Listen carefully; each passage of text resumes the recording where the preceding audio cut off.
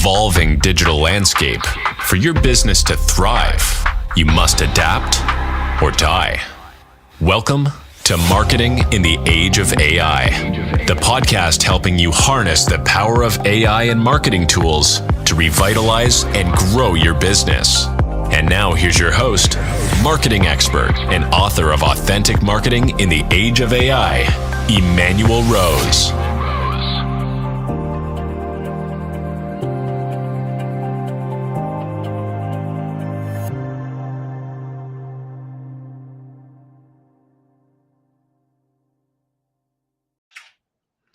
Well, welcome to another episode of Marketing in the Age of AI.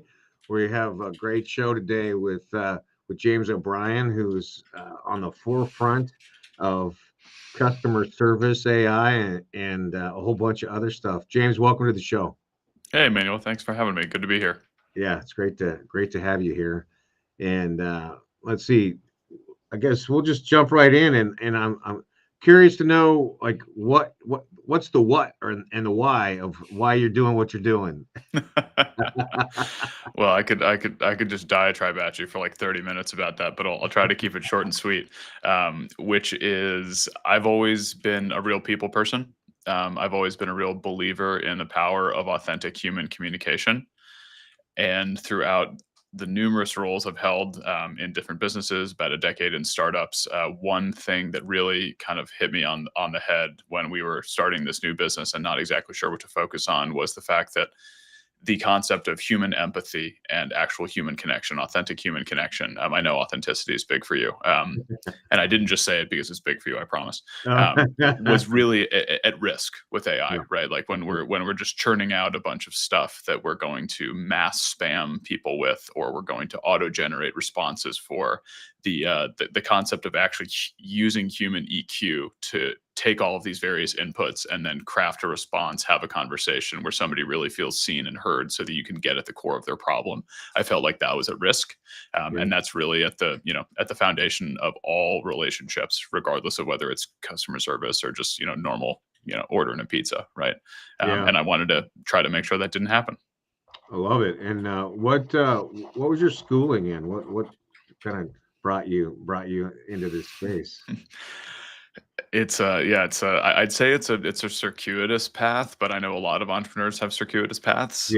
So I was a sociology major in college, which I think initially I was like, oh, that has nothing to do with what I do.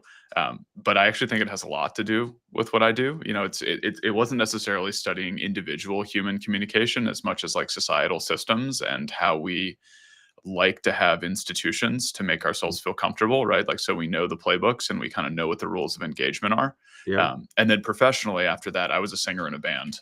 So that's definitely out of left field in terms of startup careers. But yeah, I think like a lot of entrepreneurs, we were torn around and I had an idea. I couldn't shake the idea. And all of a sudden an idea turned into a prototype, and a prototype turned into a product, and a product turned into a company. And I was like, oh, startups are fun. Let's do it. So here I am. Love it. Yeah. So, well, let's talk just a little bit about what the architecture is of your product, and so we can kind of go into the AI conversation after that. Sounds great. What is it that you guys do at Ducky? Yeah, we build customer support software specifically we like to call it human augmentation. So, I'm sure everybody who's listening is very familiar with a variety of different AI strategies that are being employed in customer support and service right now. Ours is specifically a internal product that is built to be, for lack of a better way to put it, a co-pilot to actual human support and service agents. So to put it in a nutshell in like 30 seconds or less, we are a tool that works right alongside human customer support and service agents, so that when a customer communication comes in right now in the form of an email, Ducky is right there next to you and it says, oh, I know what's going on. Here's a quick snippet on summary of what's happening. Here's who this person is. And then we actually connect to all of your business's internal knowledge sources. And for us, that means Slack, Confluence, Jira, Linear, Airtable, Notion, you name it, we can connect to it. And Ducky actually reads the ticket that's come in and it says, hey, from everything I know about your business and from everything I know about all the customer interactions you've ever had, I think this Slack message is really pertinent to help you figuring out what's going on and how to solve it. I think this prior ticket that was already solved, right? You already solved the problem. There's no reason to solve it again, net new. I think this is how you should solve it. And then Ducky will generate a response that you can use to respond to the customer and solve their problem. That's so it's kind of like a dynamic wiki in a way. Yeah, well said. Yeah, that's cool. And so then, did you create your own GPT? Or are you partnering with somebody that already has a GPT, or how does the back end work in a high level? Because I'm not a programmer; I'm a marketing guy. So I'm not either. I'm a business startup generalist ops guy. But I've learned a lot more about AI and ML than I ever thought I would know in the past year, thanks to my colleagues. Of course. At a high level, we use a couple of different structures. One of the first things we built is what we refer to as a hot swap model. So essentially, it allows us to use a number of general purpose transformers, such that we can use OpenAI, we can use Hugging Face. It doesn't really matter to us. And that's so that we can that's an enterprise choice, right? Like we sell to customers who already have an approved vendor in terms of an LLM that they're comfortable working with. So it doesn't make any sense for us to be like, hey, you should use this one. And they're like, okay, that's 6 months of legal and compliance to get that through. So I predominantly OpenAI. I got you. Before. And then on the flip side, we also use an in-house model that's a fine-tuned version of Llama that we've tuned to actually be specific and more powerful for a customer support use case. So, why did you decide to be customer service support versus building a chat bot that would do similar activities for a company? Yeah, for sure. So as I know, the chatbots are definitely a part of customer support and service.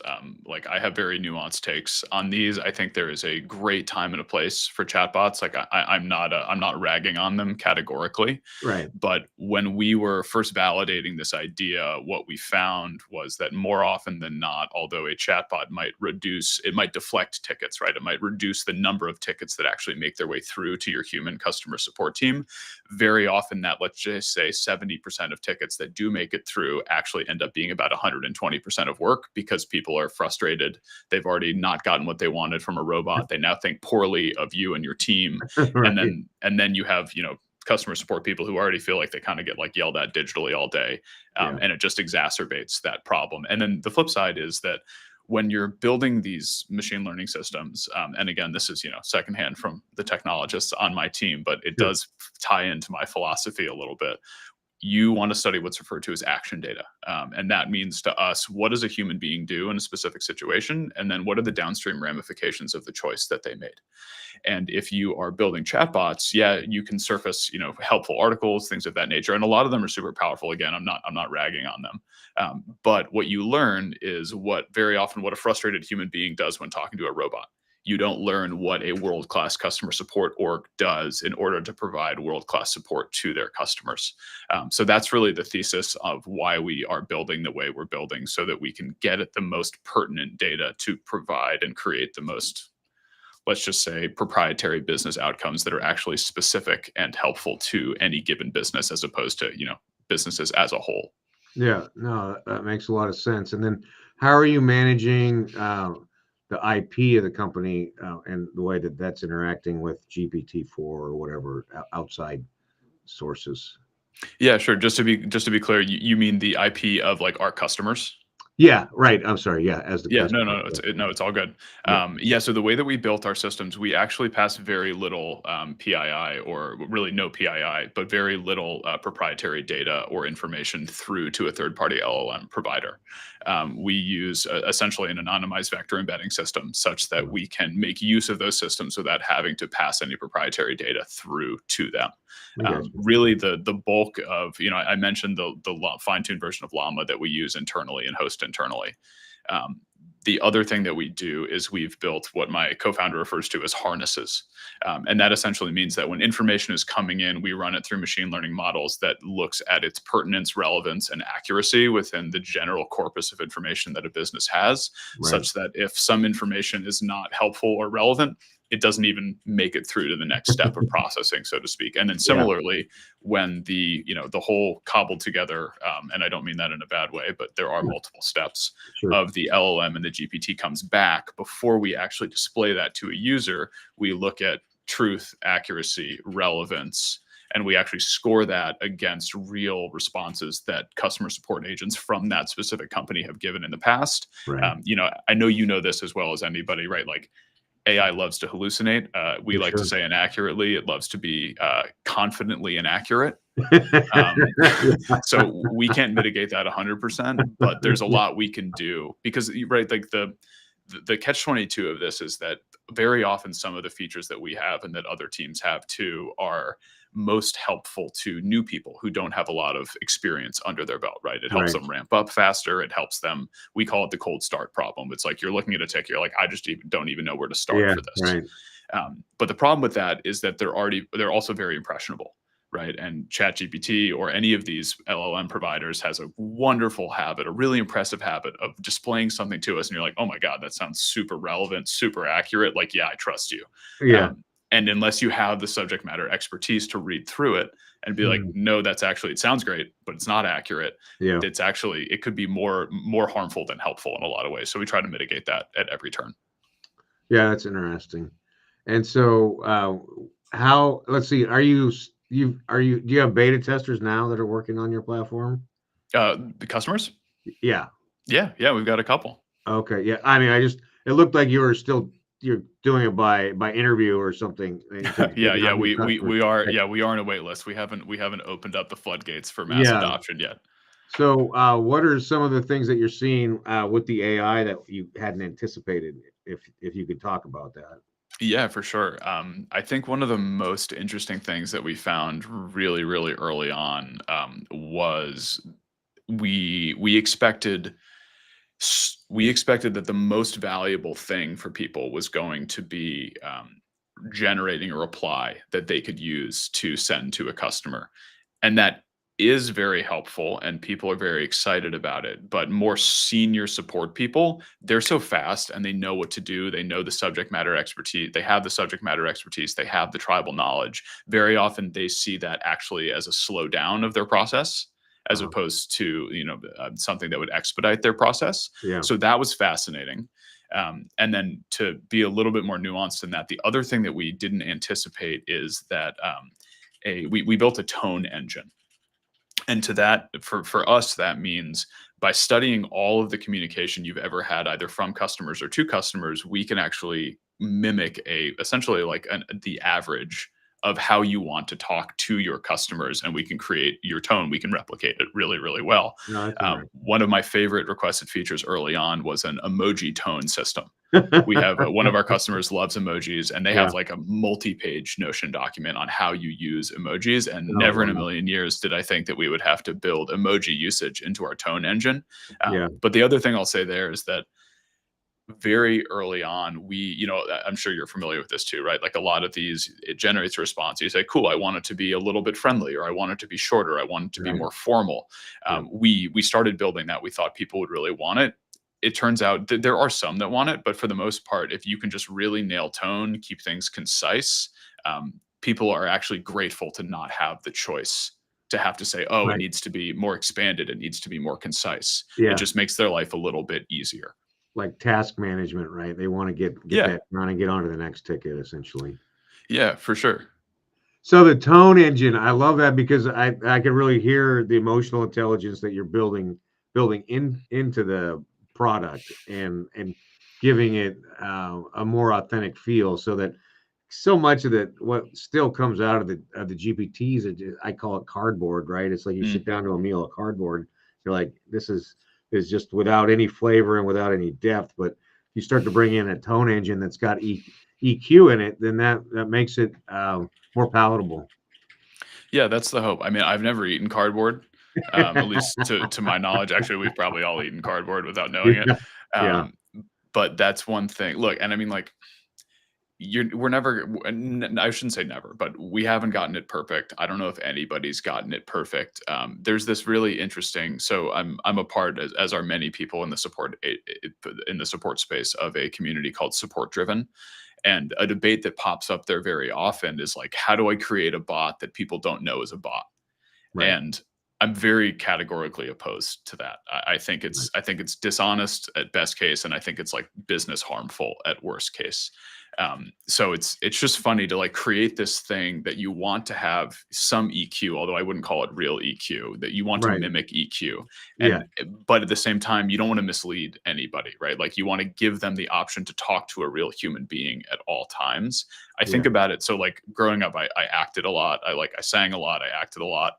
And one thing that they always teach you in theater classes is like, you don't want to break the fourth wall, right? Like you don't want that moment where the audience thinks, oh man, I am watching a play. Right. And then Yeah. Right. everything kind of shatters. So Yeah. I kind of think about it like that, is like, without being dishonest and always being forthright about the fact that something was AI generated or you're speaking to a bot, you want people to have that sense of like psychological and emotional security where they think, okay, this company cares about me. This response was thoughtful. Yeah.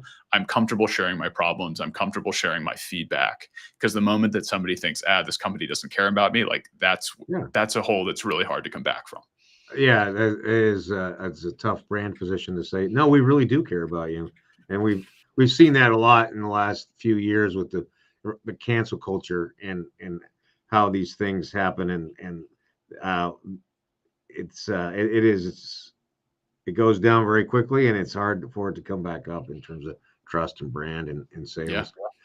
So are you getting any pushback from the customer service people about the potential that this is going to replace them? Is there any of that fear that's coming through in your deployments yet?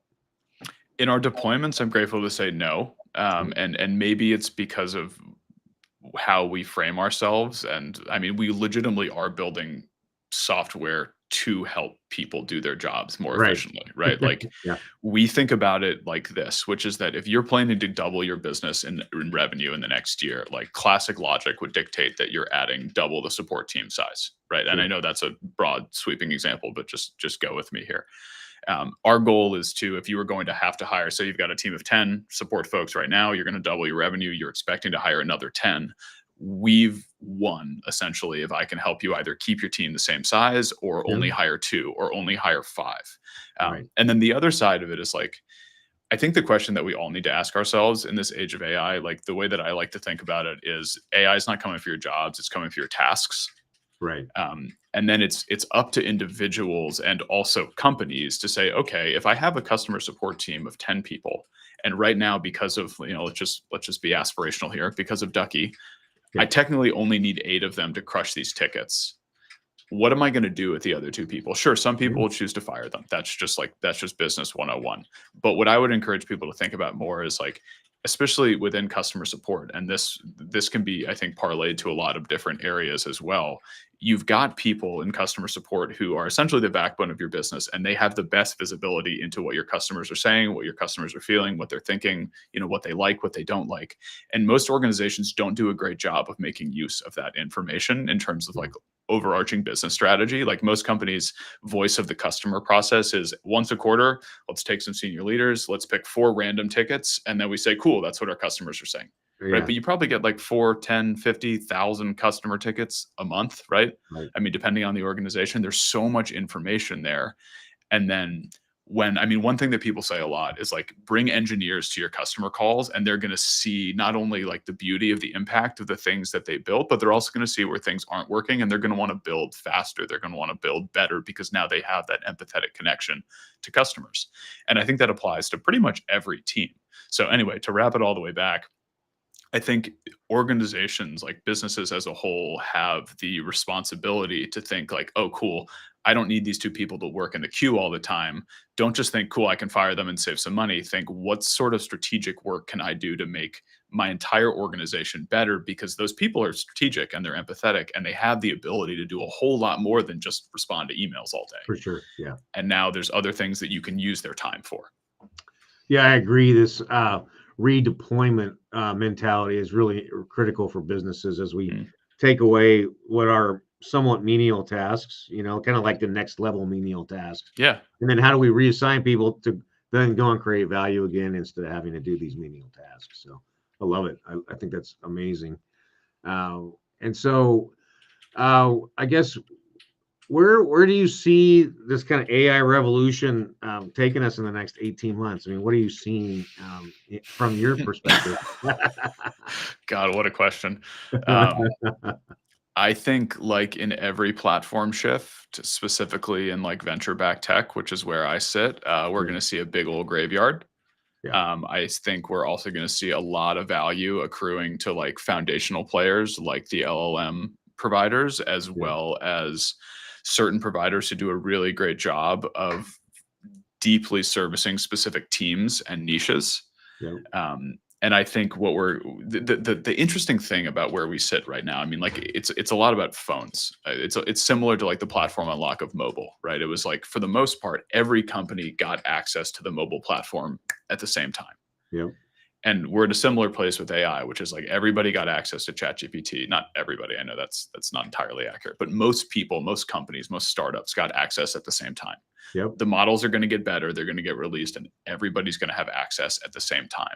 So there's not a lot of fundamental technological advantage that any one company can have, especially if they're not that infrastructure provider, they're not that base level LLM provider.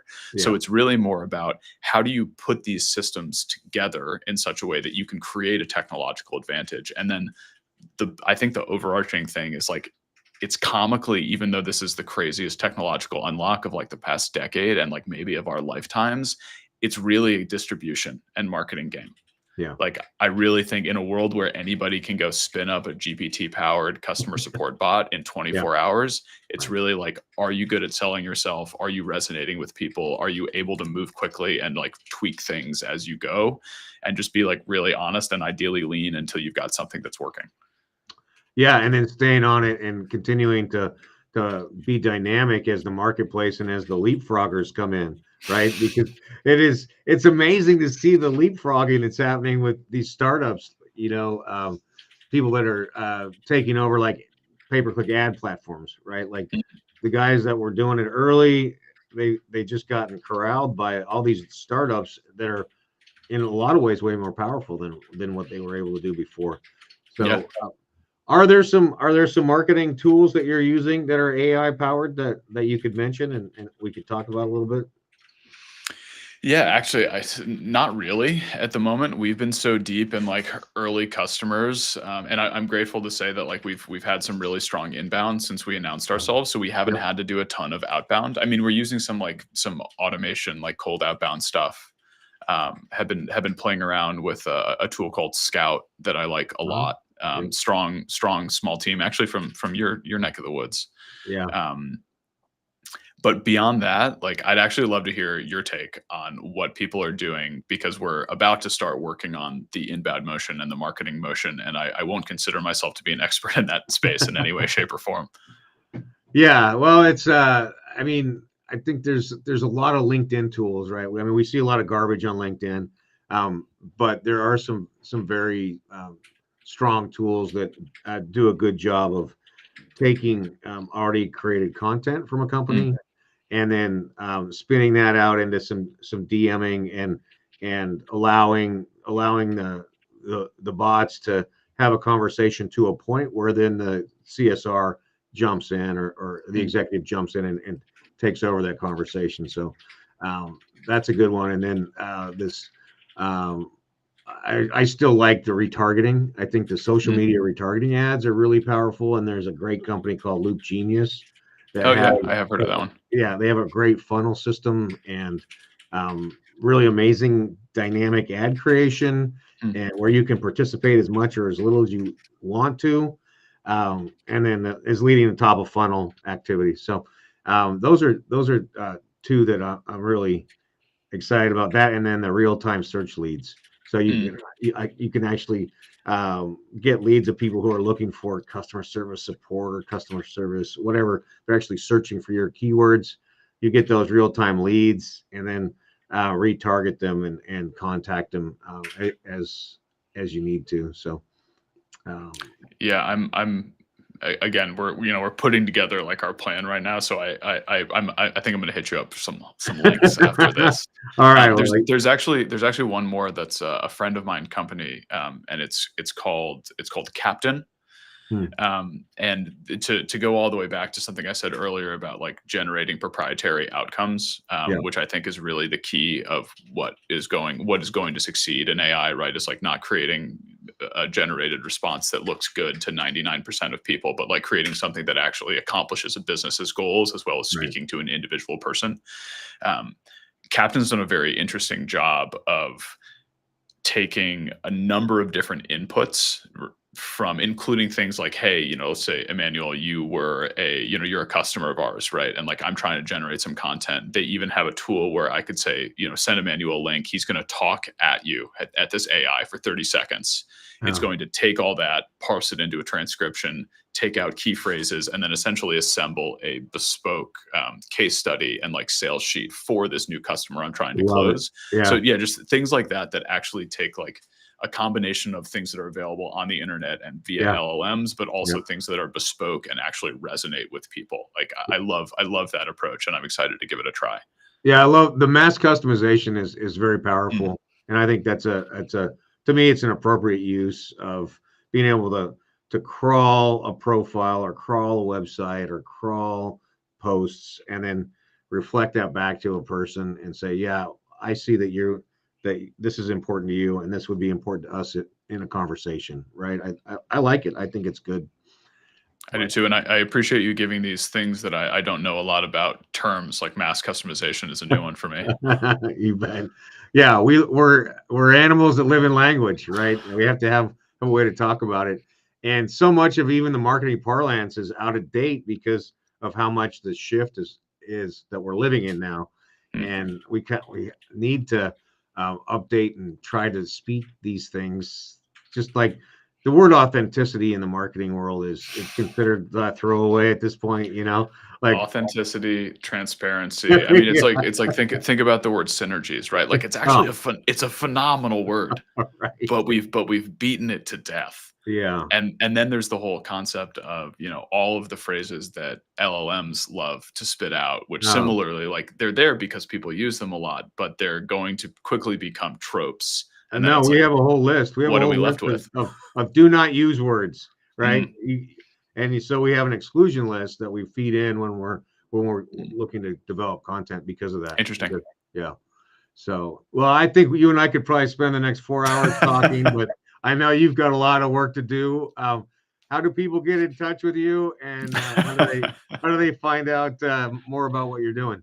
Yeah, for sure. So our website is Ducky, www.ducky.ai. Anybody who's listening, or really anybody at all, feel free to email me, james@ducky.ai. And there's also multiple places on the website where you can watch our demo, give us your email, reach out via contact forms. There's probably more ways than you want to get in touch, and I'm open to all of them. All right. Well, I really appreciate your time, and thank you very much for sharing your story and what you guys are doing at Ducky. And I'm excited to see how it progresses, and I think you're gonna do well, James, because you have a high EQ and a high IQ.